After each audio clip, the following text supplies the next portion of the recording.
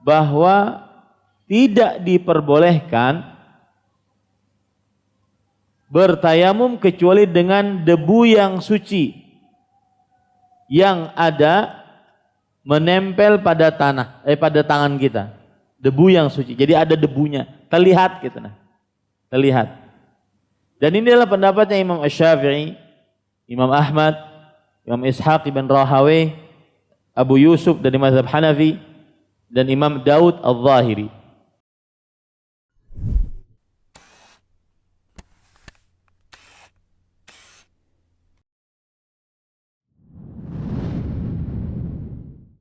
Assalamualaikum warahmatullahi wabarakatuh. Bismillahirrahmanirrahim. Innal hamdalillah nahmaduhu wa nasta'inuhu wa nastaghfiruh wa na'udzu billahi min shururi anfusina wa sayyiati a'malina. Man yahdihillahu fala mudilla lahu wa man yudlil fala hadiya lahu. Wa ashhadu an la ilaha illallah wahdahu la syarika lah wa ashhadu anna Muhammadan abduhu wa rasuluh. Ya ayyuhalladzina amanu taqullaha haqqa tuqatih wa la tamutunna illa wa antum muslimun. Ya ayyuhan nasu taqu rabbakumul ladzi khalaqakum min nafsin wahidah wa khalaqa minha zawjaha wa batha minhuma رجالا كثيرا ونساء واتقوا الله الذي تساءلون به والأرحام إن الله كان عليكم رقيبا يا أيها الذين آمنوا اتقوا الله وقولوا قولا سديدا يصلح لكم أعمالكم ويغفر لكم ذنوبكم ومن يطع الله ورسوله فقد فاز فوزا عظيما أما بعد فإن أصدق الحديث كتاب الله وأحسن الهدي هدي محمد صلى الله عليه وعلى آله وسلم وشر الأمور محدثاتها وكل محدثة بدعة وكل بدعة ضلالة wa kulla dhalalatin finnar.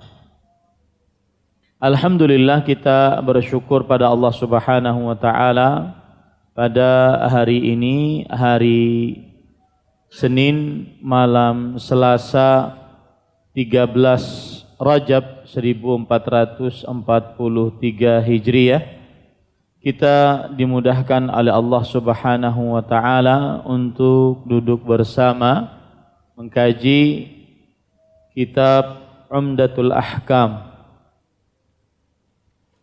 Kitab Umdatul Ahkam fi ma'alimil halali wal haram fima ittafaqa alaihi al-Bukhari wa Muslim, yang ditulis oleh Al-Hafidh Abdul Ghani bin Abdul Wahid Al-Maqdisi rahimahullahu ta'ala. Jadi nama lengkap kitab ini adalah Umdatul Ahkam fi Ma'alimil Halali wal Haram an Khairil Anam Muhammadin alaihi salatu wassalam mimma ittafaqa alaihi Syaikhan Al-Bukhari wa Muslim. Namanya lengkapnya itu, tapi terkenalnya Umdatul Ahkam. Salawat dan salam semoga selalu Allah berikan kepada Nabi kita Muhammad sallallahu alaihi wa ala alihi wasallam, pada keluarga beliau, para sahabat, serta orang-orang yang mengikuti beliau sampai hari kiamat kelak. Dengan nama-nama Allah yang husna dan sifat-sifatnya yang ulia, kita berdoa, Allahumma inna nas'aluka ilman nafi'an wa rizqan tayyiban wa amalan mutaqabbala. Allahumma amin. Pada kesempatan kali ini kita membaca bab yang baru, yaitu penulis rahimahullahu ta'ala berkata babut tayammum, bab tayammum, bab yang ke-6. Sebelum kita membaca hadis, maka kita ingin mengenal dulu tentang tayammum. Tayammum lughatan al-qasdu, bermaksud. Tayamum secara bahasa adalah maksud. Seperti dalam surat An-Nisa ayat 43, Allah Subhanahu wa taala berfirman, "Fatayammamu ay uqsuduhu." Maksudnya adalah bermaksudlah kepadanya. Ya, jadi secara bahasa tayamum ini artinya adalah bermaksud. Adapun secara istilah syar'i, isalus sa'idi at-tahuri ilal wajhi wal yadain wa mashuhuma bihi ala wajhin makhsus biniyati istibahati salati wa nahwiha mimma yahtaju ila tahara. Artinya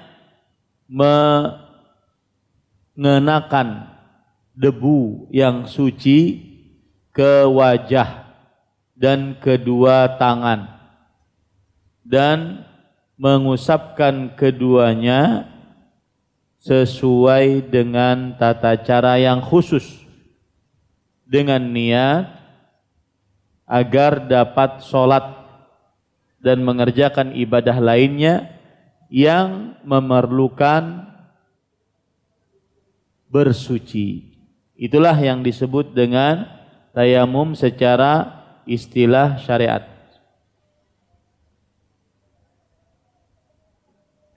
Mengenakan debu yang suci ke wajah dan ke dua tangan dan mengusapkan keduanya sesuai dengan tata cara yang khusus dengan niat agar dapat sholat dan semisalnya yang memerlukan kesucian, itulah yang disebut dengan tayammum. Jadi dia ada debu, kita kenakan ke wajah atau kita kenakan ke tangan dengan tata cara yang khusus, nanti kita akan jelaskan. Niatnya adalah agar dapat sholat dan mengerjakan ibadah lainnya untuk ibadah lainnya yang memerlukan kesucian. Kemudian tayamum disyariatkan berdasarkan Al-Quran, hadis dan ijma'. Sebagaimana disebutkan oleh Allah dalam surah Al-Maidah ayat 6, wa in kuntum junuban fattahharu in kuntum marda aw ala safarin aw jaa ahadun minkum minal ghaid aw lamastumun nisa falam tajidu ma'an fatayammamu sa'idan tayyiban famsahu biwujuhikum wa aydikum min. Jika kalian junub maka bersucilah, dan jika kalian sakit atau dalam bepergian atau salah seorang dari kalian terkena buang air besar atau menyentuh wanita, maka kalian tidak mendapati air, maka bertayamumlah dengan memakai debu yang suci dan usaplah wajah kalian dan tangan-tangan kalian dengan debu tersebut. Ini dalil akan disyariatkannya tayammum, surat Al-Maidah ayat 6. Adapun dalil dari sunnah Rasul sallallahu alaihi wasallam, maka kita akan baca pada hadis-hadis yang ada pada bab ini. Adapun ijma', dalil disyariatkannya tayamum adalah ijma'. Dikatakan oleh Imam Ibnu Abdil Bar, ulama Islam dari mazhab Maliki yang mempunyai kitab At-Tamhid, mempunyai kitab Al-Istidhkar. Beliau mengatakan wa ajma'a ulama'ul amsari bil Hijaz, yang artinya dan para ulama para ulama di kota Hijaz berijma'. Ulama di kota Hijaz berijma'. Dan juga di negeri Irak, di negeri Syam, di negeri Timur, di negeri Barat, Maroko dan sekitarnya, fima alimtu, sebagaimana yang saya ketahui, anna tayammuma bis-sa'idi 'inda 'adamil ma'i tahuru kulli maridin aw musafirin wa sawa'un kana junuban aw ala ghairi wudu'in la yakhtalifuna fi dzalik. Bahwa bertayamum dengan menggunakan debu saat tidak ada air, dia adalah pensuci bagi setiap orang yang sakit atau musafir, baik itu dia junub ataupun tidak dalam keadaan berwudu. Mereka tidak terjadi perbedaan pendapat dalam hal tersebut. Ya, ini menunjukkan bahwa ijma' para ulama dunia dari Hijaz. Hijaz itu Mekah, Madinah, Mesir, Irak, kemudian Syam, Maroko, bahwasanya bertayamum adalah pensuci setiap orang yang sakit atau orang yang musafir, baik dia dalam keadaan junub atau dalam keadaan selain wudu. Mereka tidak terjadi perbedaan pendapat dalam hal ini. Dan ulama lain yang menukilkan ijma' bahwa disyariatkannya tayamum di antaranya adalah Imam An-Nawawi, ulama Islam bermazhab Syafi'i, abad ke-7 Hijriah, yang mempunyai kitab Al-Majmu' Syarhul Muhadzab. Kemudian juga Imam Syekhul Islam Ibnu Taimiyah rahimahullahu taala di dalam kitab Majmu' Fatawa beliau. Baik. Itu sedikit muqaddimah tentang tayamum. Sekarang kita baca hadis yang ke-40 dalam buku terjemahan kita. Saya bacakan hadisnya. An Imran bin Husain radhiyallahu an anna Rasulullah sallallahu alaihi wa ala alihi wasallam ra'a rajulan mu'tazilan lam yusalli fil qaum فقال يا فلان ما منعك أن تصلي في القوم فقال يا رسول الله أصابتني جنابة ولا ماء فقال عليك بالصعيد فإنه يكفيك. Imran bin Husain radhiyallahu anhu menuturkan bahwa Rasulullah sallallahu alaihi wasallam melihat seseorang yang menyingkir dan tidak mengerjakan sholat bersama yang lain. Nabi sallallahu alaihi wasallam lantas bertanya, "Wahai fulan, apa yang menghalangimu untuk mengerjakan sholat bersama yang lain?" Orang itu menjawab, "Duhai Rasulullah, aku lagi junub padahal sedang tidak ada air." Nabi Muhammad sallallahu alaihi wasallam bersabda, "Kamu bisa menggunakan permukaan bumi, itu sudah cukup bagimu." Baik, di sini Imran bin Husain. Para ikhwah yang dirahmati oleh Allah Subhanahu wa taala, Imran bin Husain, nama lengkap beliau Imran bin Husain bin Ubaid Al-Khuzai radhiyallahu anhu, sahabat Rasul sallallahu alaihi wasallam. Masuk Islam pada tahun peperangan Khaybar, tahun ke-7 Hijriah. Berarti sebelum penaklukan kota Mekah. Penaklukan kota Mekah tahun ke-8 Hijriah. Dan beliau termasuk pemegang bendera dari kaum Khuzai pada penaklukan kota Mekah. Dan beliau termasuk ahli fikih dan orang yang mulia dari kalangan sahabat Nabi radhiyallahu anhu. Dan Umar bin Khattab radhiyallahu anhu mengutus beliau ke negeri Basrah. Basrah di mana? Di Irak. Untuk mengajari penduduk kota Basrah. Dan tidaklah diutus kecuali karena Imran bin Husain radhiyallahu anhu beliau adalah seorang yang ahli fikih. Dan beliau wafat pada tahun 52 Hijriah. Baik. Kemudian setelah itu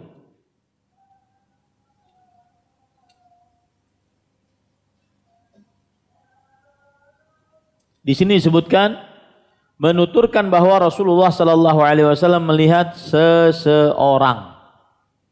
Disebutkan oleh Imam Ibnul Mulaqqin bahwa seseorang yang dimaksud Imam Ibnul Mulaqqin ini adalah seorang ulama pensyarah Umdatul Ahkam. Ya, di dalam kitab beliau I'lam, sebentar, saya takut salah. Di dalam kitab beliau Ihkamul Ahkam.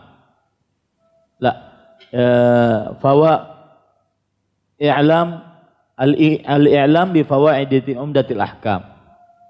Ini adalah ulama Islam yang mensyarah kitab Umdatul Ahkam juga. Imam Ibnul Mulaqqin rahimahullahu ta'ala berkata bahwa orang tersebut adalah namanya Khallad bin Rafi' bin Malik al-Ansari. Jadi kan ini disebutkan orang aja, seseorang menyingkir. Nah orangnya siapa? Enggak tahu. Nah para ulama yang meneliti, ulun cuma menjelaskan saja. Para ulama yang meneliti hadis mengatakan Khallad bin Rafi' bin Malik al-Ansari. Dan beliau ini ikut perang Badar, Khallad bin Rafi'. Dan ini disebutkan oleh Al-Hafidh Ibnu Hajar keterangannya dalam kitab beliau Fathul Bari. Melihat seseorang yang menyingkir. Menyingkir maksudnya adalah tidak mengenyamping, ya, membuncu, itulah menyingkir dan tidak mengerjakan sholat bersama yang lain. Nabi Muhammad sallallahu alaihi wasallam lantas bertanya, "Wahai fulan," siapa tadi namanya? Khallad bin Rafi' bin Malik al-Ansari. "Wahai fulan, apa yang menghalangimu untuk mengerjakan salat bersama yang lain?" Yaitu salat berjamaah. Kenapa engkau tidak ikut? Duduk saja. Maka orang ini menjawab, "Ya Rasulullah, wahai Rasulullah, asabatni janabah." Itu maksudnya adalah saya sedang dalam keadaan junub. Saya sedang dalam keadaan junub. Dan disebutkan oleh para ulama, junubnya ini dikarenakan mimpi. Junubnya ini dikarenakan mimpi, bukan karena bersetubuh, ya. Walama, dan saya tidak memiliki ada air. Ini menunjukkan bahwa dia tidak memiliki air dalam keadaan dia bermimpi. Ini mungkin sedang dalam keadaan safar, ya. Sedang dalam keadaan safar. Karena kalau seandainya dia di Masjid Nabawi akan sangat aneh sekali. Membuncu sendirian tidak ikut gitu. Ini dalam keadaan safar. Lalu Nabi Muhammad SAW bersabda, kamu bisa menggunakan sa'id. Di sini sa'id diterjemahkan permukaan bumi. Coba kita baca perkataan para ulama di dalam kitab Al-Misbahul Munir, yaitu salah satu kitab kamus besar bahasa Arab. As-sa'id wajhul ardi. Nah, sama ini terjemahannya memang gitu. Sa'id adalah permukaan bumi. Ya, permukaan bumi. Permukaan bumi apa?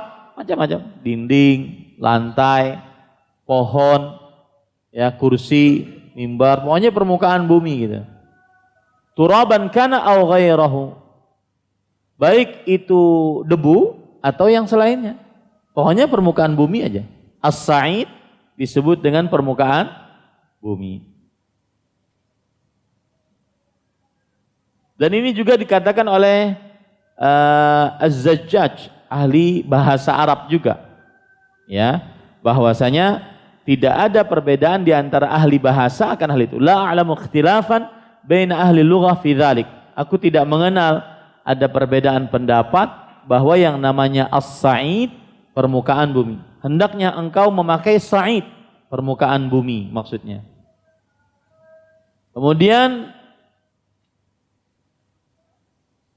adapun Imam Al-Azhari yaitu salah seorang juga ahli bahasa, mengatakan bahwasanya anna as-sa'id fi qawlihi ta'ala fatayammamu sa'idan tayyiba annahu at-turabut tahir alladhi ala wajhil ard aw kharaja min batiniha. Sa'id yang dimaksud pada surah Al-Maidah ayat 6, dia adalah debu yang suci yang ada pada permukaan bumi. Debu yang suci yang ada pada permukaan bumi atau yang keluar dari dalam bumi. Nah, ini namanya as-sa'id, ya. Intinya as-sa'id adalah permukaan bumi. Baik itu ada debunya atau tidak ada debunya. Baik itu ada debunya atau tidak ada, seperti karpet ini. Ya, permukaan bumi, dinding, meja, pintu, permukaan bumi. Makanya kalau kita di pesawat, ya, di pesawat kan kita di depan tuh.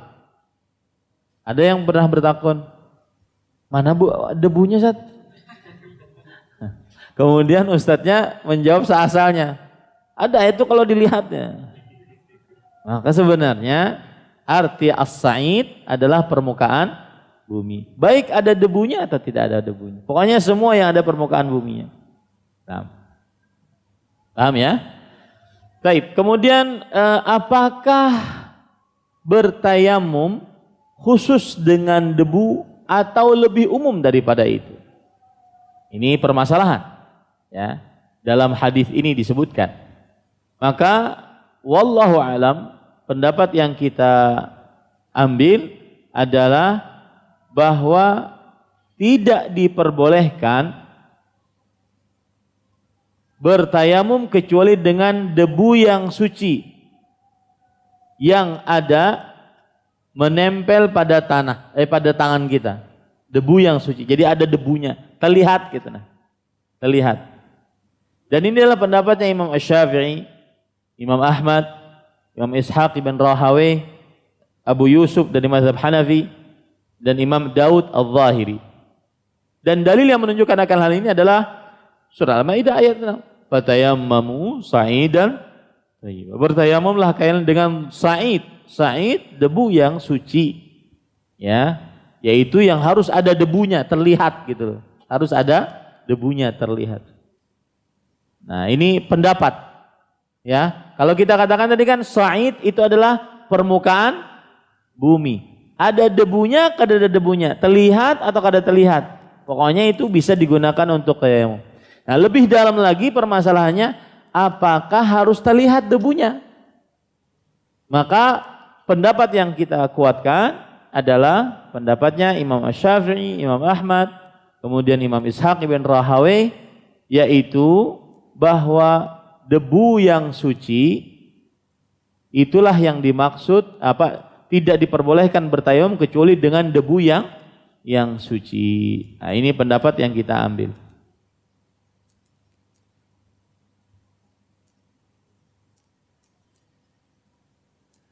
Dan salah satu yang menguatkan harus ada debunya.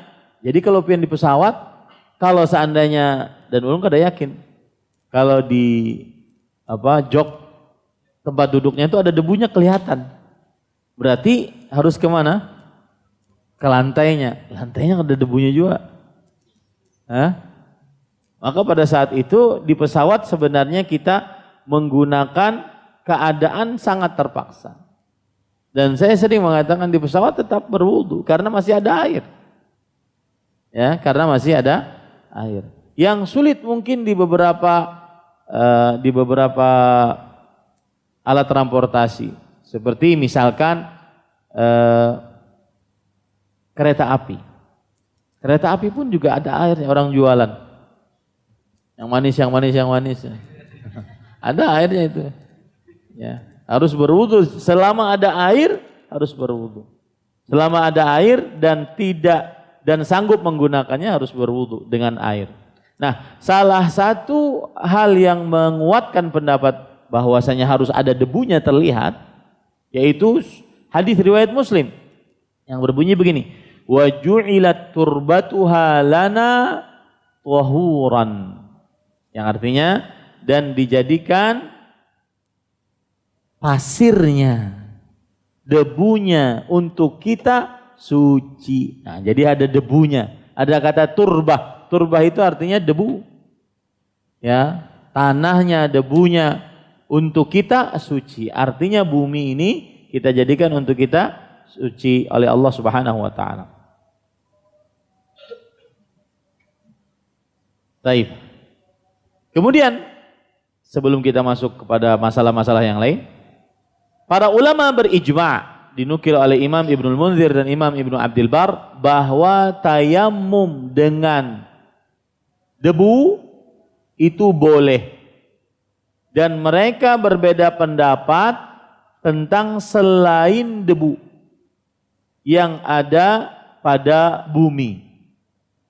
Saya beri contoh, misalkan ada daun, kan permukaan bumi juga tuh. Boleh nggak kita bertayamum dengan daun? Artinya kita letakkan tangan kita, kemudian kita usap tangan dan wajah. Nah, para ulama mengatakan bertayamum dengan debu itu hukumnya boleh. Sedangkan dengan yang selainnya terjadi ikhtilaf di antara para ulama. Nah ini. Baik.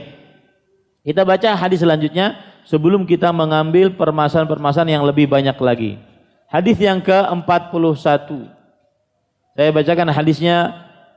Qala al-musannif rahimahullah an Ammar bin Yasir radhiyallahu anhu qala ba'athani an-nabiy sallallahu alaihi wa ala alihi wasallam fi hajah fa ajnabtu falam ajid al-ma' fatamarragtu fi as-sa'id kama tamarragu ad-dabbah ثم أتيت النبي صلى الله عليه وعلى آله وسلم فذكرت ذلك له فقال إنما يكفيك أن تقول بيديك هكذا ثم ضرب بيديه الأرض ضربة واحدة ثم مسح الشمال على اليمين وظاهر كفيه ووجهه. Artinya Ammar bin Yasir radhiyallahu anhu menuturkan bahwa dirinya diutus Rasul sallallahu alaihi wasallam untuk sesuatu keperluan, namun dia kemudian junub dan tidak mendapatkan air. Dirinya lantas bergulung-gulung di tanah sebagaimana binatang. Setelah itu dia menemui Nabi Muhammad sallallahu alaihi wasallam menceritakan hal itu kepada beliau. Nabi Muhammad sallallahu alaihi wasallam bersabda, sesungguhnya engkau cukup berbuat dengan kedua tanganmu sebagai berikut. Nabi lantas menepukkan kedua telapak tangan ke tanah sekali, lalu mengusapkan tangan kiri ke tangan kanan, mengusap punggung kedua telapak tangan dan wajahnya. Taib. Poin pertama dari hadis ini adalah biografi perawi yang meriwayatkan hadis ini. Beliau yaitu Ammar bin Yasir. Nama lengkapnya Ammar bin Yasir bin Amir Al-Ansi. Dan beliau ini adalah Maula Bani Makhzum. Maula itu artinya mantan budak dimerdekakan lalu masuk Islam. Gitu ya. Lalu menjadi pembantu. Nah, yang memerdekakannya siapa? Keturunan Makhzum. Lalu dia menjadi pembantu di situ. Itu namanya Maula. Ya. Ammar bin Yasir bin Amir. Dan beliau masuk Islam, termasuk orang-orang yang pertama-tama masuk dalam agama Islam. Dan beliau disiksa oleh orang-orang musyrik atas keislamannya. Karena kan mantan budak, jadi disiksa. Dan tidak ada yang berani menyiksa Abu Bakar, Umar. Ya, nggak ada. Karena ini mantan budak, maka disiksa. Semena-mena mereka terhadap orang-orang yang mereka anggap lemah. Dan para ikhwan yang dirahmati oleh Allah, ketika keluarga Ammarnya radhiyallahu anhu, bapaknya Yasir, kan Ammar bin Yasir bin Amir, Yasir disiksa, ibunya yang bernama Sumayyah ya disiksa di kota Mekah, maka Nabi Muhammad sallallahu alaihi wasallam menjawab, sabran ya ala Yasir, bersabarlah wahai keluarga Yasir, fa inna mau'idakumul jannah, sesungguhnya tempat janji kalian atau tempat kalian adalah yang dijanjikan adalah surga. Ini kan berat para ikhwan. Ya. Nabi yang mengajak, lalu mereka yang disiksa, nabinya nggak disiksa. Secara ini kan berat. Ya, berat. Nabi Muhammad SAW waktu itu tidak bisa menolong karena masih lemah. Ya. Dan berarti menunjukkan bahwa itu kekuatan iman, benar-benar iman gitu loh. Ammar bin Yasir, Yasirnya radhiyallahu anhu, beliau tidak keluar dari agama Islam. Sumayyah radhiyallahu anha, istrinya tidak keluar dari agama Islam. Ini teruji benar-benar ini akan keimanannya, karena tidak ada yang bisa didapatkan kecuali janji, mengimani janji Rasulullah, yaitu surga. Di dunianya nggak dapat. Dan ini benar-benar teruji imannya. Ya, teruji imannya. Makanya pantas mereka diridhoi oleh Allah. Kemudian Ammar bin Yasir radhiyallahu anhu mengikuti peperangan seluruhnya bersama Rasulullah SAW. Karena Ammar bin Yasir termasuk orang yang pertama-tama masuk dalam agama Islam, as-sabiqunal awwalun. Beliau dibunuh dalam peperangan Siffin. Peperangan Siffin itu peperangan antara kelompok Muawiyah dengan kelompok Ali bin Abi Thalib radhiyallahu anhuma. Karena salah satu istihad. Istihadnya adalah Muawiyah bin Abi Sufyan radhiyallahu anhu yang merupakan keluarga Utsman bin Affan menuntut agar darah Utsman bin Affan dicari dulu siapa pembunuhnya. Ya. Karena ini keluarga, dicari dulu siapa pembunuhnya. Sedangkan Ali bin Abi Thalib radhiyallahu anhu berpendapat, dan pendapat beliau yang lebih kuat adalah tenangkan dulu. Baru setelah itu mencari darah pembunuh Utsman bin Affan radhiyallahu anhu. Nah, Ammar bin Yasir di kelompoknya siapa? Ali bin Abi Thalib. Dan saat itu beliau meninggal. Ketika peperangan itu yang terjadi, beliau meninggal di situ. Dan beliau di kelompoknya siapa? Ali bin Abi Thalib. Dan para ulama Ahlus Sunnah wal Jamaah bersepakat dalam hal ini yang paling benar pendapatnya adalah pendapat Ali bin Abi Thalib radhiyallahu anhu. Baik.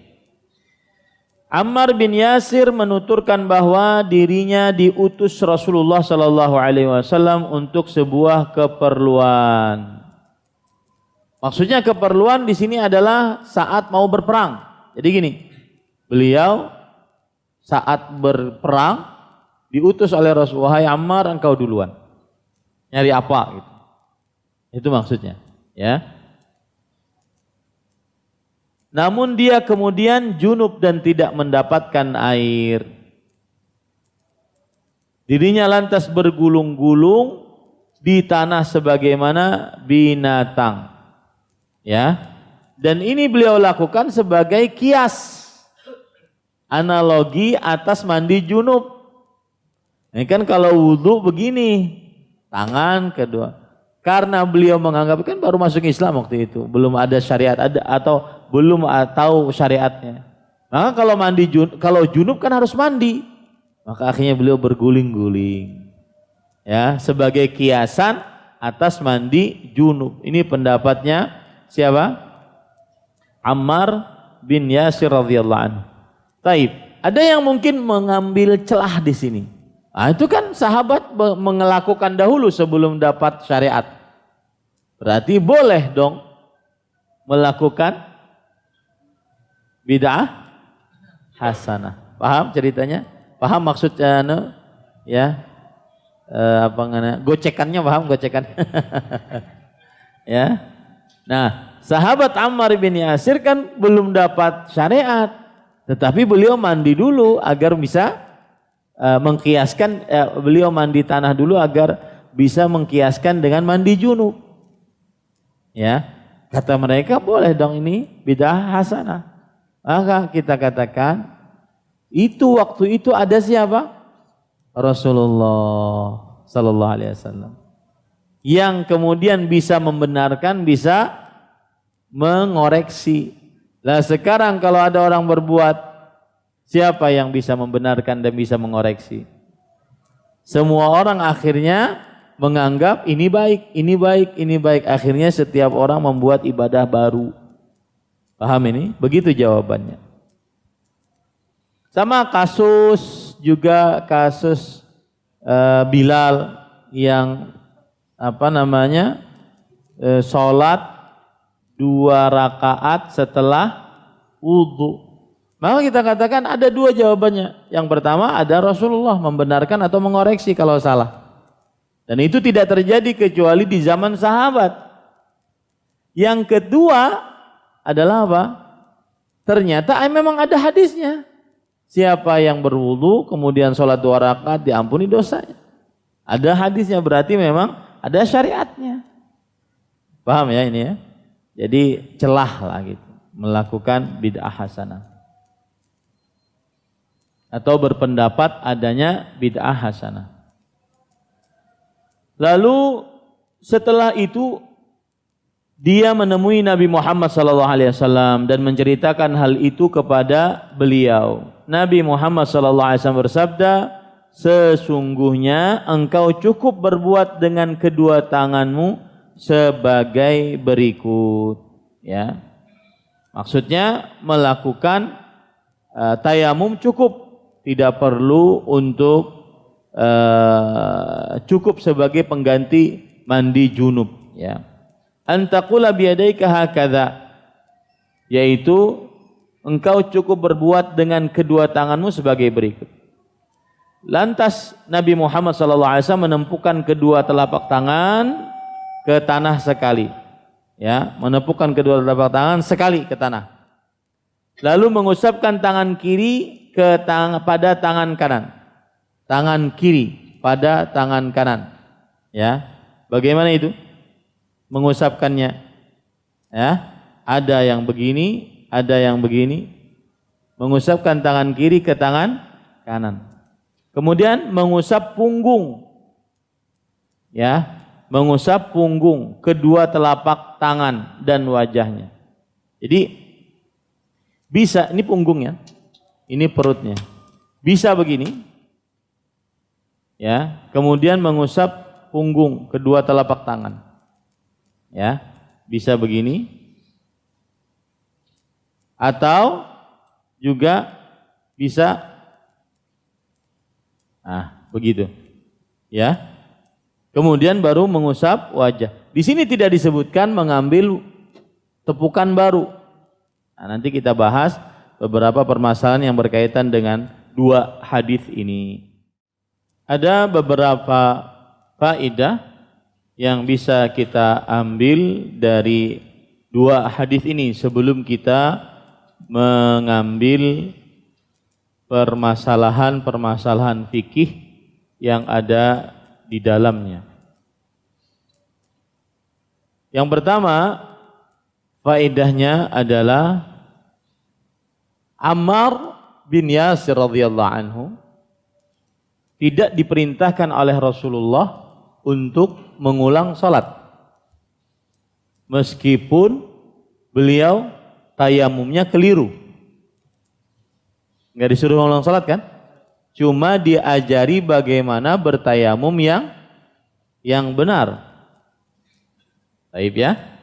Nah, ini adalah pelajaran bahwa siapa yang beribadah kepada Allah dengan cara yang tidak disyariatkan karena kebodohan, maka dia diajari untuk ibadah yang akan datang, tapi tidak diperintahkan untuk mengqadha'nya saat dia beribadah dengan cara yang keliru karena ketidaktahuan. Paham ini? Ya. Dan ini banyak di dalam hadis Rasul sallallahu alaihi wasallam. Contoh, orang yang salatnya tidak tumakninah.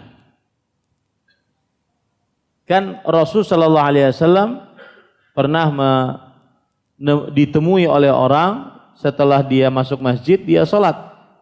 Lalu orang ini menemui Rasul sallallahu alaihi wasallam. Lalu Rasul sallallahu alaihi wasallam mengatakan, "Shalli fa innaka lam tusalli." Salatlah engkau belum salat. Kemudian orang ini sholat lagi. Kemudian datang lagi kepada Rasulullah SAW. Kemudian Rasulullah SAW mengatakan, salatlah engkau belum salat. 3 kali berulang. Sampai orang ini mengatakan, walladzi ba'atsaka bil haqq la uhsinu ghaira hadza. Demi yang mengutusmu dengan kebenaran, wahai Rasulullah, aku tidak bisa salat sebaik ini. Artinya dia tidak tahu kan bagaimana sebenarnya salat harus tumaninah. Maka dari sini kita ambil pelajaran, orang yang beribadah kepada Allah dengan cara yang salah karena kebodohannya, maka tidak ada mengqadha. Pian nih bahaji, kemudian ada kekeliruan sedikit lah, bukan rukun, bukan ini, maka tidak wajib mengqadha karena ketidaktahuan. Baik, ada orang berkata, itu kan Nabi mau nyuruh salat lagi. Maka kita katakan, karena waktu salatnya masih cukup. Kalau waktu salatnya sudah keluar, maka tidak perlu apa? Mengqadhanya. Nah, ini sama. Ammar bin Yasir tayamumnya keliru. Tetapi tidak diperintahkan oleh Rasulullah untuk mengulang salat. Beliau hanya mengajarkan tata cara tayamum yang benar setelah itu. Nah, ini menunjukkan bahwa jika ada orang yang beribadah kepada Allah dengan cara yang tidak disyariatkan karena kebodohannya, maka dia diajari dengan cara yang benar dan tidak mengqadha. Paham ini para ikhwah? Tidak mengqadha. Kalau ada kekanakan, sudah balik tapi tidak tahu tata cara mandi junub yang benar, asal mandi pokoknya. Kemudian dia bertanya kepada kita, oh ternyata selama ini saya salah tata cara mandi, yang penting mandi aja. Maka kita katakan ulang mandinya, qadha salatnya. Betul begitu? Tidak. Ya, cukup kita ajarkan tata cara mandi yang benar dan tidak ada apa? Qadha mandinya ataupun salatnya. Ini faedah yang pertama. Faedah yang kedua adalah metode mengajar bisa dengan ucapan, bisa dengan perbuatan. Dan Rasul sallallahu alaihi wasallam kebanyakan untuk ibadah beliau dengan perbuatan. Salat beliau sampai naik ke atas mimbar untuk mencontohkan salat. Nah, tayamum juga beliau mencontohkan langsung, ya. Faedah yang ketiga adalah mudahnya syariat Islam. Ma ja'ala 'alaikum fid dini min haraj. Dan Allah tidak menjadikan bagi kalian di dalam agama kesulitan. Surat Al-Hajj ayat 78. Ya, ini jadi mudah. Enggak ada air, enggak bisa pakai air, maka bertayamum. Ya, bertayamum.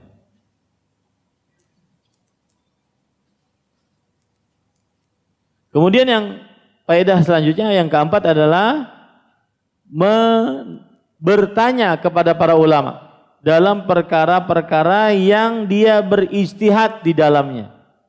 Bertanya kepada para ulama dalam perkara-perkara yang dia beristihad, mengambil pendapat sendiri sebelum tahu ilmunya. Nah, setelah itu dia nanya nanti. Ya. Jadi misalkan gini, pian dalam perjalanan, kemudian ini sholat jamaknya kayak apalah, sholat kosornya kayak apalah, pokoknya kerjakan dulu. Ya, kalau tidak mampu bertanya kerjakan dulu. Nanti kalau sudah sampai ada yang bisa ditanyai, maka bertanya sehingga tahu ilmunya. Nah, baik, sekarang kita ambil permasalahan fikih yang ada di dalam hadis ini. Yang pertama adalah apa hukum bertayamum dari hadas besar dan hadas kecil? Ya, apa hukum bertayamum dari hadas besar, hadas kecil? Maka tidak ada ikhtilaf di antara para ulama kalau hadas kecil. Seperti kentut, buang air kecil, buang air besar, tidur, itu hadas kecil. Maka tidak ada ikhtilaf di antara para ulama bahwa boleh bertayamum karena akibat hadas kecil. Kalau tidak ada air, tidak bisa menggunakan air, boleh bertayamum karena akibat hadas kecil, boleh. Ya. Dan ini berdasarkan Al-Quran, hadis dan ijma'. Nah, adapun hadas besar itu seperti apa? Junub, habis itu haid, habis itu nifas. Ya, junub, haid, nifas itu hadas besar. Maka kebanyakan para ulama dari para sahabat dan tabi'in dan orang-orang setelah mereka bahwa tayammum dari hadas besar boleh. Jadi kalau orang berhadas besar kemudian tidak bisa memakai air atau tidak ada air, maka dia boleh bertayamum dengannya. Ini pendapat seluruh dari sahabat, tabi'in dan ulama-ulama setelahnya. Ya. Taib. Dalilnya yaitu ayat Al-Qur'an. Surah Al-Maidah ayat 6. Kemudian juga para ikhwan yang dirahmati oleh Allah Subhanahu wa taala, dalilnya hadis-hadis tentang tayamum. Ustaz, lalu siapa yang tidak membolehkan bertayamum dari hadas besar? Padahal tadi dikatakan kafatun dzhabal ulama kafah minas sahabah. Para ulama seluruhnya dari para sahabat, para tabi'in dan orang-orang setelah mereka bahwa tayamum dari hadas besar boleh. Maka ada dua sahabat yaitu Abdullah bin Umar bin Khattab dan Abdullah bin Mas'ud. Ya, keduanya berpendapat bahwa tayamum hanya boleh untuk hadas kecil. Adapun junub maka tidak boleh. Ya, ini pendapat dari Umar bin Khattab, Abdullah bin Mas'ud. Jadi lawannya besar, susah nih. Ya. Sahabat Nabi seluruhnya melawan Abdullah bin Mas'ud dan Umar bin Khattab. Makanya itu diperhitungkan lawannya gitu loh. Ya. Makanya diperhitungkan. Kemudian para ikhwan yang dirahmati oleh Allah Subhanahu wa taala, dan mereka berdua berpendapat la yusallil junub hatta yajidal ma'. Oh, kalau gitu gimana? Orang junub enggak boleh tayamum. Pokoknya enggak boleh salat sampai dapat air. Sampai dapat air. Walau adamuhu syahran. Meskipun tidak mempunyai air selama sebulan. Oh, kada salat berarti. Ya. Dan ini diriwayatkan dari ulama-ulama muridnya Abdullah bin Mas'ud, Al-Aswad, Abu Atiyah, Ibrahim bin Yazid An-Nakhai. Oh, jadi ini ulama besar. Ini kalau seandainya pian ada orang garing, tidak bisa terkena air, ya, kemudian sidin junub, kada sholat, jangan dikatakan kafir dahulu. Paham maksudnya? Mungkin sidin mengambil pendapat siapa? Umar bin Khattab dan Abdullah bin Mas'ud radhiyallahu anhu. Taib. Tetapi Allah alam pendapat yang lebih kuat adalah pendapat jumhur bahwa tayamum boleh untuk hadas besar dan hadas kecil. Hadas besar seperti junub, haid dan nifas, ya, berdasarkan dalil-dalil dari Al-Qur'an dan hadis. Tapi karena lawannya berat, maka kita perhitungkan itu, ya. Ada orang itu wahidun ka'alf. Satu orang seperti 1000. Ya. Ada orang yang 1000, satu aja sampai. Nah, itu dia. Ya. Baik. Permasalahan selanjutnya. Apakah wajib? Nah, ini berkaitan dengan tata cara. Mengusap seluruh wajah dengan dan kedua telapak tangan saat mengusap dengan debu saat bertayamum. Wajib mengusap seluruhnya, ya, ataukah tidak wajib? Kalau seluruhnya, maka jangan sampai ada yang lewat, Kalau beri contoh ya. Kalau seluruhnya berarti harus dikenakan seluruhnya. Ah, dikenakan gitu. Kemudian ini juga dikenakan seluruhnya. Kalau seluruhnya, ya. Tapi kalau seandainya tidak seluruhnya, maka berarti tidak dikenakan.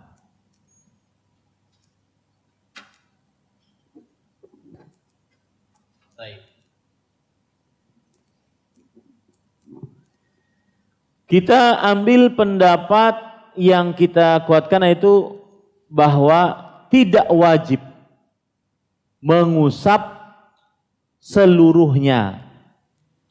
Harus terkena debu seluruhnya, tidak wajib. Ya. Jadi asalkan dia sudah bermaksud mengusapkannya seluruhnya, bermaksud saja tanpa harus terkena semuanya, maka sudah mencukupi. Sudah mencukupi. Ini pendapatnya Imam, salah satu riwayat dari pendapatnya Imam Abu Hanifah dan pendapatnya Imam Abu Yusuf dan juga Zufar dari mazhab Imam Abu Hanifah rahimahumullahu taala. Nah, seperti dicontohkan oleh para ulama, seperti kita mengusap kalau pas lagi berwudu mengusap kepala. Kira-kira kena beratan enggak ada? Nah, enggak ada kan? Yang penting kan maksudnya tak kena. Ya, itu seperti itulah bertayamum, tidak wajib terkena seluruh permukaan wajah meskipun kita sudah bermaksud, dan seluruh permukaan tangan meskipun kita sudah bermaksud. Nah,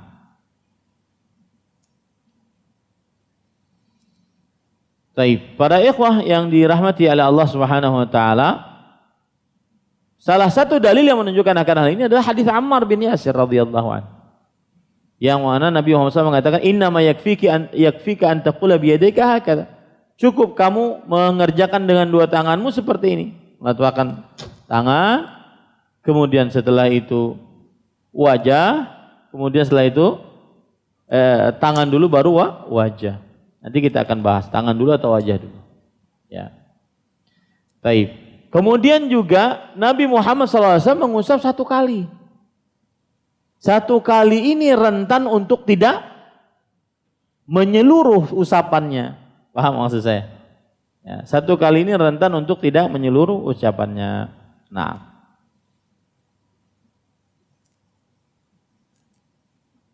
Imam Ibnu Hazm rahimahullah berkata, al-mashu fil lughah la yaqtadil isti'ab. Yang namanya mengusap di dalam bahasa tidak mengkonsekuensikan menyeluruh. Fa wajibal wuqufu 'inda dzalik. Maka cukup, ya, tidak usah terlalu berlebihan, ya. Walam ya'ti bil isti'abi fit tayammumi Qur'anun wala sunnatun wala ijma' wala qaulu sahib. Artinya, dan tidak ada ketentuan harus mengusap seluruh, baik di dalam tayamum, baik itu dari ayat Quran, hadis atau ijma'. Ya, tidak ada. Atau perkataan sahabat juga tidak ada. Yang jelas cukup mengusap, ya. Meskipun tidak menyeluruh, yang penting kita maksudnya sudah menyeluruh. Kemudian hukum memukulkan, ya, atau meniup kedua telapak tangan setelah memukulkannya ke tanah. Hukum memukul, ya, atau meniup kedua telapak tangan setelah memukulkan keduanya ke tanah. Jadi sebelum tayamum kan kita memukulkan kedua telapak tangan ke tanah. Nah, hukumnya meniup ataupun menghilangkan debunya, apa hukumnya? Maka disebutkan bahwasanya Nabi Muhammad SAW tadi dalam hadis Ammar, beliau memukulkan kedua telapak tangannya ke tanah. Lalu beliau nafakha fihima, meniup keduanya, dalam hadis riwayat Bukhari dan Muslim. Ya, beliau meniup pada keduanya. Di dalam riwayat yang lain, riwayat Muslim, fa naqadha yadayhi, nafadha yadayhi. Nafadha artinya gini. Ya. Nah, ini para ikhwah. Taib. Apa hukumnya kalau begitu? Hadisnya sudah seperti itu. Apa hukumnya? Maka pendapat yang kita ambil adalah pendapat dari mazhab Syafi'i bahwa hanya dianjurkan. Hanya dianjurkan untuk meniup atau memukul-mukulkan, dianjurkan. Ya. Untuk apa? Al-gharadhu min dzalik indahum takhfifu turab in kana katsiran. Tujuannya adalah untuk meringankan, ya, meringankan debu kalau seandainya dia banyak, meringankan tanahnya kalau seandainya dia banyak. Bihaitsu yabqa ba'da nafkh aw nafth min turab qadra al-haja li'annahum yashtarituna fi tayammum turab. Tapi masih ada sisa, jangan sampai hilang sama sekali. Ya, karena mereka semestinya harus ada debunya menurut pendapat Syafi'iyah rahimahumullahu taala. Nah, ini pendapat yang kita kuatkan. Baik. Permasalahan selanjutnya adalah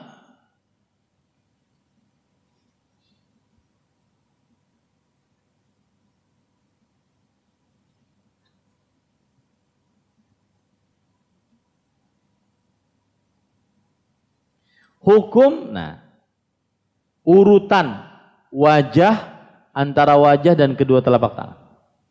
Hukum urutan antara wajah dan kedua telapak tangan. Mana yang lebih dulu?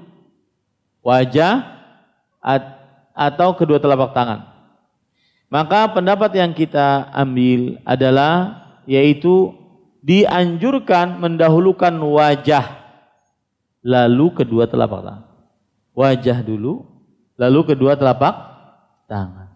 Di sana ada pendapat lain yaitu wajib didahulukan wajah lalu kedua telapak tangan. Lihat, bedanya cuma antara apa? Dianjurkan dengan wajib. Kalau pendapat yang kedua wajib, harus wajah dulu baru kedua telapak tangan. Kalau pendapat yang pertama yang kita ambil apa? Hanya dianjurkan. Artinya kalau orang dua telapak tangan dulu kemudian wajah boleh tidak? Menurut pendapat yang pertama boleh. Kalau pendapat yang kedua enggak sah.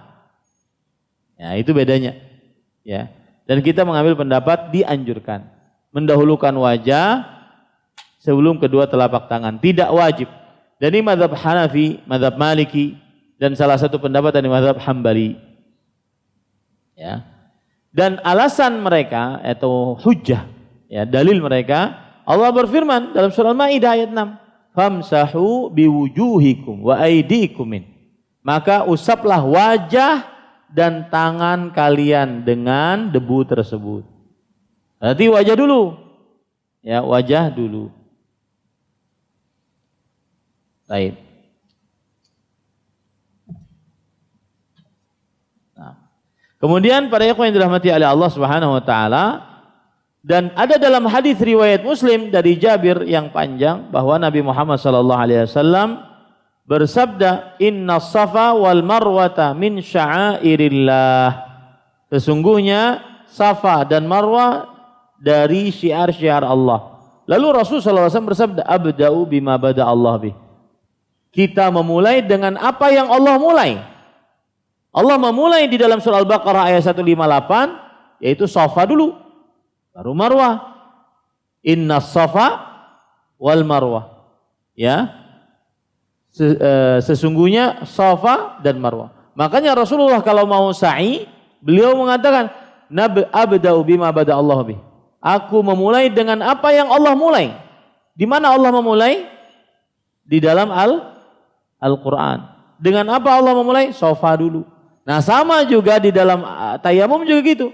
Allah memulainya dengan wajah lalu tangan. Maka kita pun dianjurkan memulai wajah dulu baru tangan. Ini para ikhwah. Nah, para ikhwah yang dirahmati oleh Allah Subhanahu wa taala, di dalam lalu kenapa dianjurkan tidak wajib?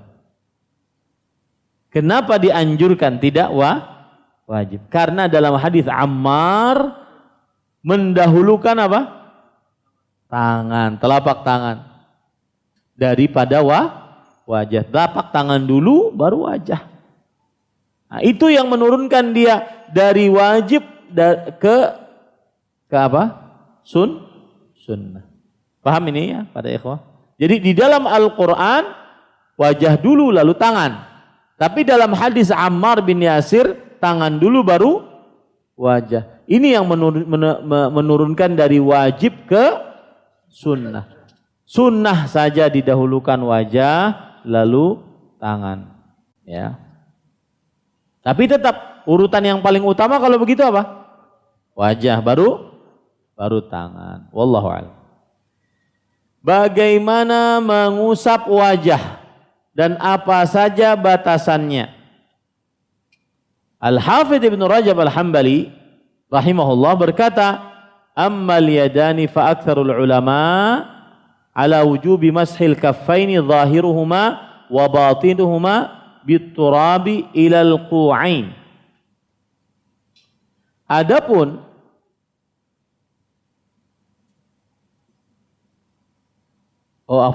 bukan bagaimana cara mengusap wajah, bagaimana cara mengusap kedua telapak tangan.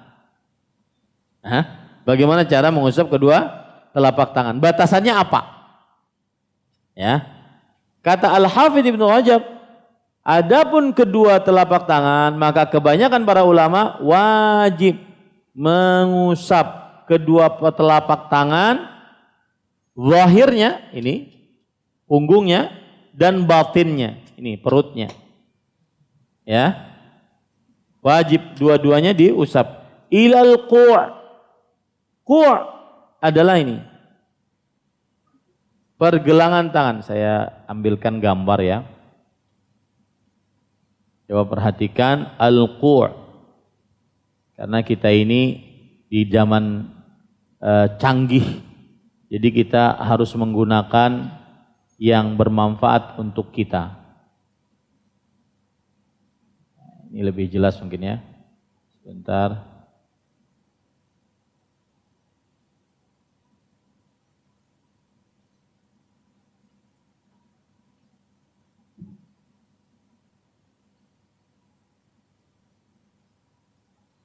Lihat.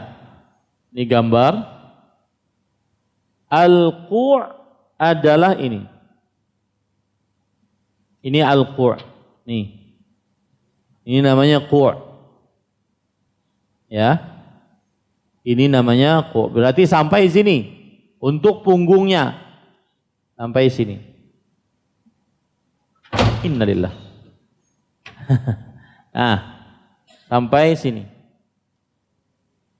Ya.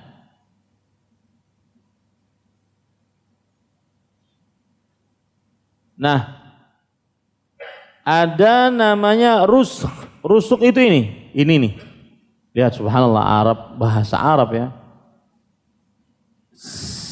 Sedikit bergerak ada namanya. Ini qu' di sini. Ini rusuk di sini. Ya. Kemudian ada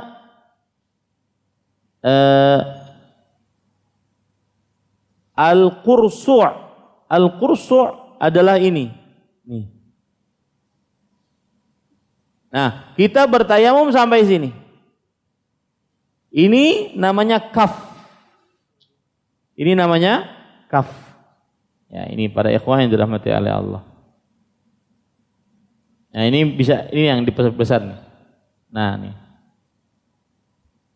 Ini namanya kalau jari jempol, jari apa? Ini kanan ya? Kanan apa kiri nih? Kiri ya? Nah, dari jari jempol di bawahnya itu qu'. Berarti di bawah. Oh, terbalik ulun. Sini qu'-nya. Ini qu'-nya nih. Di sini. Ya. Ya. Kemudian rusuk ini. Ini yang ada tulang ini. Ini namanya qursu'. Ya. Ini adalah kaf. Ini qu', ya, ini qursu'. Ini qursu'. Kemudian ini rusuk. Rusuk di tengah-tengah. Jadi qu', Ursu' rusuk. Ini batasan untuk yang diusap. Batasan untuk yang diusap. Ini para ikhwan.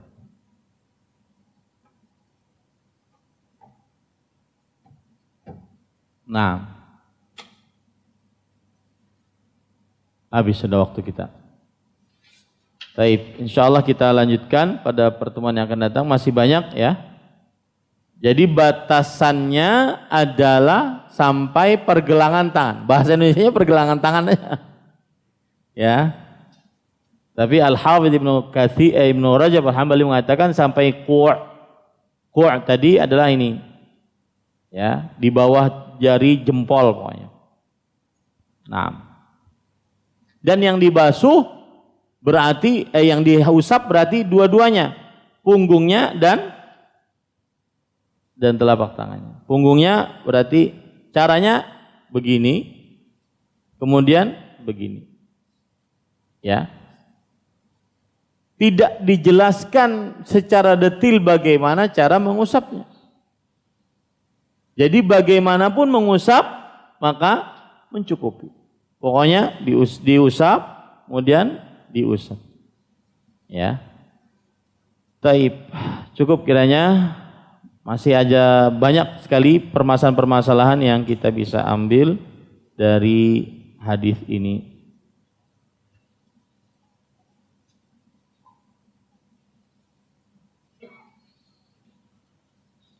Nah, apabila kita sedang bergaul dengan istri ternyata ketika melakukan istri saya malah haid, apakah ini berdosa?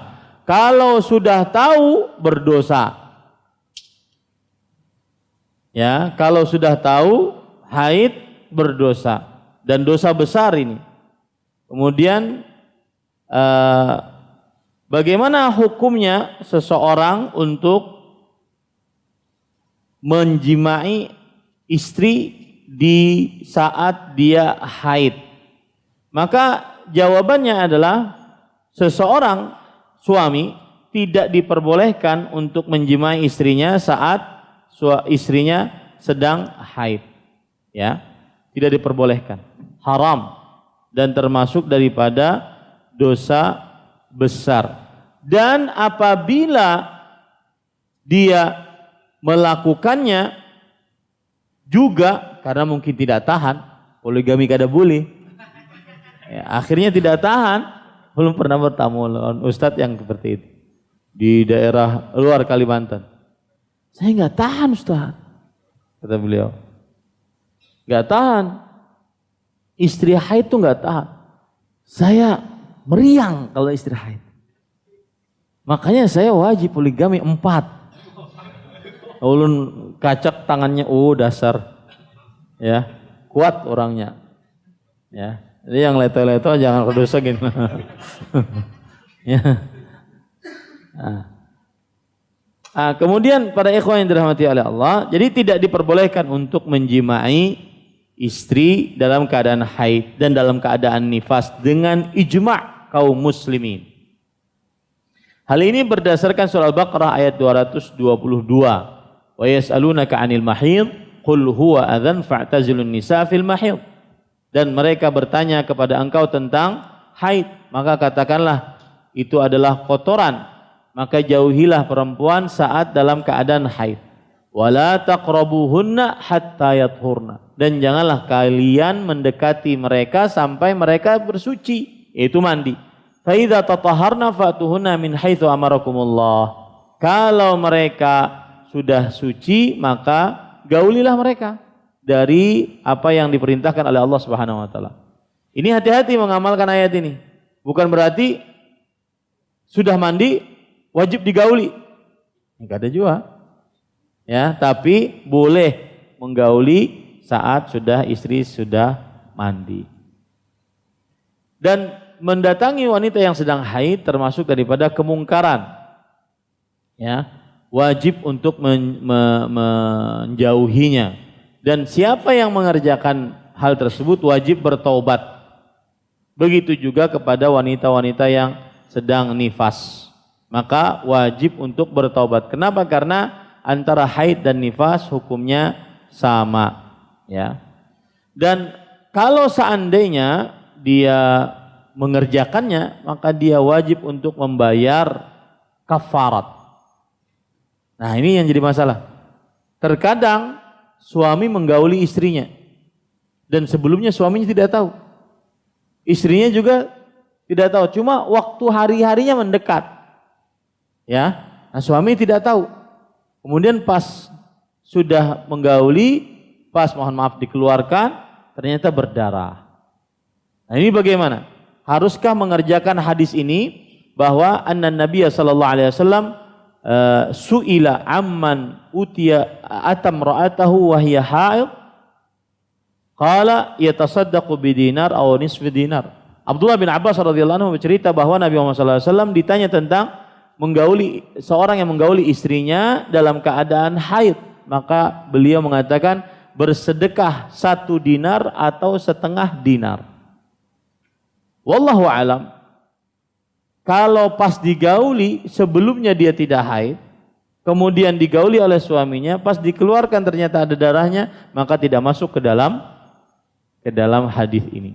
Yang masuk adalah dia istrinya benar-benar haid, tapi suaminya tidak tahan digaulnya, di kemaluannya. Maka ini termasuk daripada membayar kafarat, bukan sedekah ya, kafarat penebus 1 dinar atau setengah dinar. 1 dinar itu harganya 4,25 gram emas. Berapa tuh harganya? 1 gramnya berapa? 1 juta adalah? Sekitar itulah. Berarti bayar setengahnya atau satunya?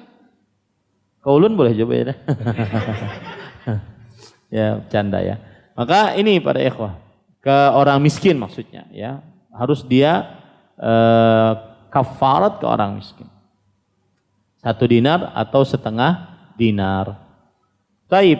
Kemudian para ikhwan yang dirahmati oleh Allah Subhanahu wa taala, ada lagi kasus dia menggauli istrinya dengan memakai kondom.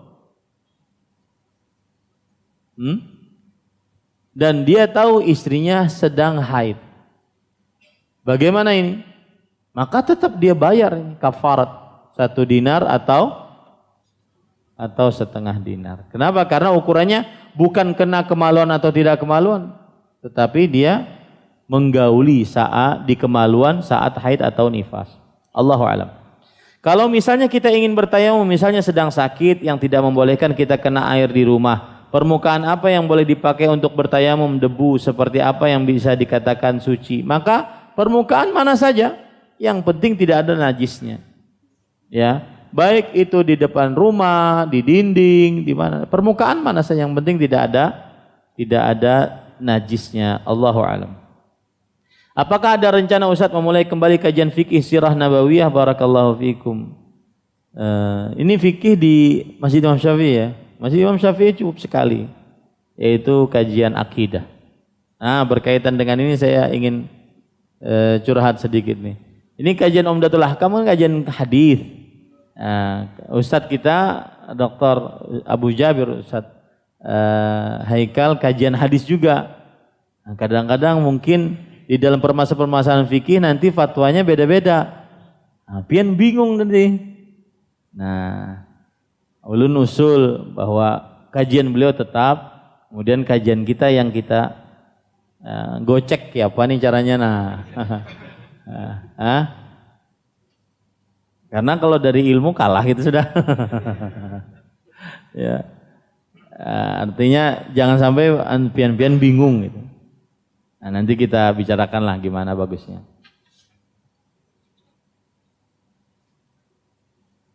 Apakah boleh kita bertayamum misalnya saat subuh sedang junub karena cuaca sedang dingin sekali padahal ada air?